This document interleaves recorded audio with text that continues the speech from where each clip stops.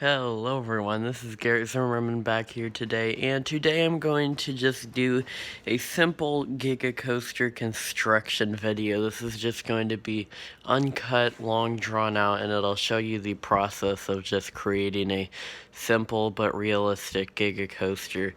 If I were to upload one, basically you could see how long it takes me to do it and what changes I make. So I'll get started. Right now I'm building the lift hill. I'm probably going to take this one up to about 305 feet. That's probably reasonable, 306, that'll work. I like to make sure the pitch of my hill leading into the drop is 26 degrees, or 26 to 30. Anything above that can be a bit too steep and it makes the crest of the hill look kind of weird. I'm going for a nice long drop, and usually I like to add one large piece at the bottom so it's a smooth pull out of the drop.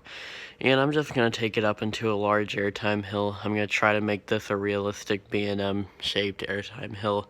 I'm not the best at doing that, but I'll give it a try. I'm going to turn this into 3 sections. I'll take it up to 60 degrees and then pull. Yeah, there we go. Okay, so you can see it gradually goes up like a normal hill, and then I divide it into 3 sections. So actually that looks pretty nice. I've never done a hill perfectly with 3 supports like that. I like that. Well, that's an accomplishment. So let's move on to the next airtime hill. I usually like to do 2 airtime hills and a helix or some kind of dive loop or anything to turn it around. This is just a simple out and back layout, so not much effort going into this. Yeah, I'm gonna do this hill pretty much the same as the last one, just a little bit smaller. That support was kind of, there we go. Need to make sure I get that. This hill does not look quite as good, but it's better than average, so it works. So I'm going to test it, which is something I do quite a bit, to see how it looks from the train, just to see. That drop looks excellent. Pull-out's good. Yeah, that's like insane ejector. I mean, I guess it's at a somewhat realistic speed. The hills could be a little taller, but it'll work. If you don't know already, I have a thing with making roller coasters oddly realistic, and if I don't, it just annoys me. So I don't build like 1,400 foot tall, 300 mile an hour rides on here just to do it. I think I'm gonna do some kind of hammerhead turn right here to turn it around. I'm not the best at these, and they're not real easy to do because of the way the track pieces can freeze. This will demonstrate. I can take the pitch all the way down and it'll stay almost at the same level. Due to that, these kind of turns are tough to make, and they usually look pretty bad. So this will be kind of a moderately okay turn. I don't like these at all in this game. They're really hard to do. They just never look good. I'm probably going to pull out by crossing the track under that airtime hill and go into another airtime hill, and then I might throw in a mid-course brake run. I'm not sure. I usually like to put brake runs mid-course that are high speed, so basically it's just a flat airtime hill to increase capacity. You could compare it to like Steel Vengeance's brake run, for example. If the trims are not on, it doesn't matter that it's there. If the trims are on, well, that sucks. Usually I like to make my brake runs so it's like a 60 mile an hour braking speed on there. So if that train somehow reaches 60 miles an hour, it'll slow down, which it never will. So that twist looks a little janky. I'm gonna mess with that. I hate twists at the bottom of hills like this. They just never look good, no matter what. Oh, that looks awful. I'm trying to, it just won't look good. I mean, I guess if I can make the bottom of that as flat as possible, it'll look better. so I can pull out nicely. It's just not a good thing to deal with. I'm gonna level out a little bit of outwards ejector, and I might pull it into the brake run now. Not sure.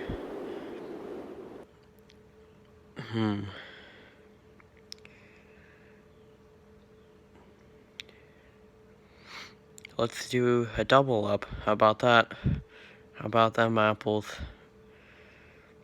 I like to do these because there's something to do that switches up things a little bit instead of just doing random airtime hills.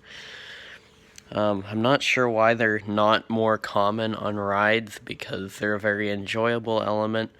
And I think I'm going to take a double up into the mid-course, make sure it's a BLK brake so it adds more trains. I'm going to make that deceleration way low and put the speed up to 57, just a random input. And I'm going to make the airtime off the mid-course insane. As far as my out and back gigas, if you haven't noticed, usually follow the same pattern. It's airtime hills, turnaround, brake run, and then some weird twisty high-speed stuff at the end. I might even throw in an inversion if I feel like it, even though B&M clamshells technically cannot support the weight of people through an inversion, so like whatever. This is Ultimate Coaster, nobody cares. So I'm probably gonna bring it right under the drop, make a nice head chopper. Actually, yeah, I'll keep it that way. It's a little slow of a turn for me. It'll be kind of sluggish, but I'll try to make it up in the rest of this. No matter what I do, I can never make my S-bends whippy without making them look bad. It just seems that the game puts unwanted limits on your track design. I don't like it. I'm probably going to do a figure 8 here because it'll fit nicely and it'll stall.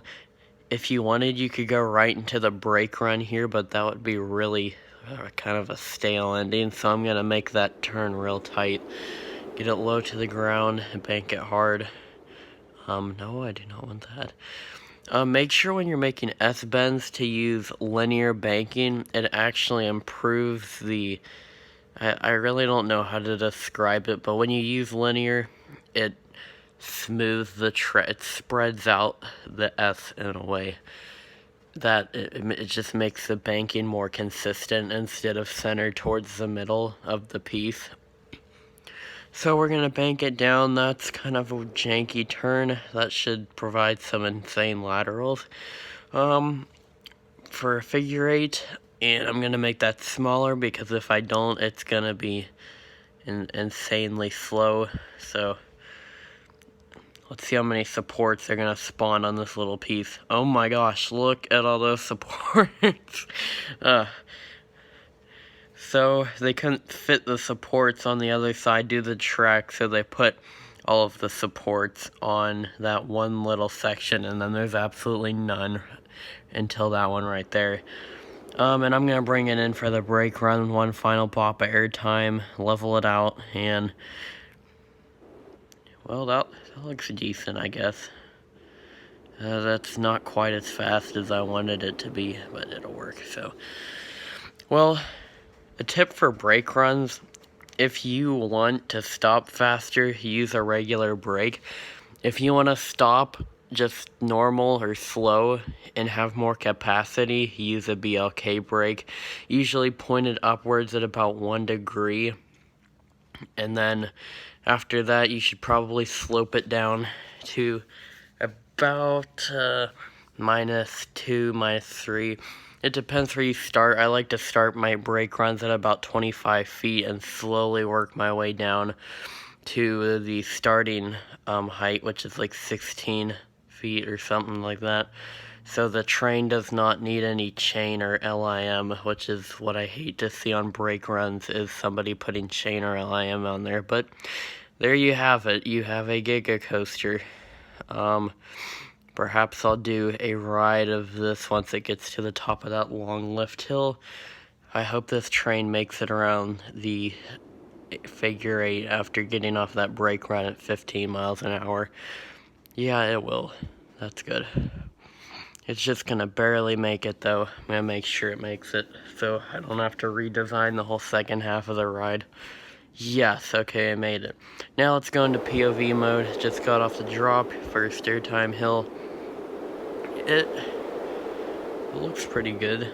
I haven't changed the colors yet. That's something I usually only do when I'm putting it out there as an actual titled ride. But pull up into the airtime hill. Ooh, that actually looks pretty decent. This turn still looks strange at the bottom.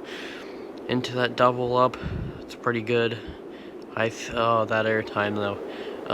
We're gonna pull into this S bend and into the figure 8. I guess it's an okay ending. It's not exactly what I'd like to see, but it works. That's a decently fast transition. This turn is gonna pull some high G's. Little pop airtime, BLK brake. Slows it down, not quite enough to justify making this turn, but it works. And then the final brake before the station. And that's it, folks. I hope you enjoyed the video, and I will see you next time.